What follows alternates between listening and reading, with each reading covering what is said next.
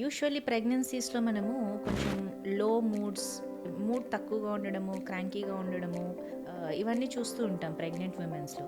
Recent trending topics ఏంటి అనంటే, good mood foods ఏమన్నా ఉంటే చెప్పండి మేడం అని అడుగుతూ ఉంటారు.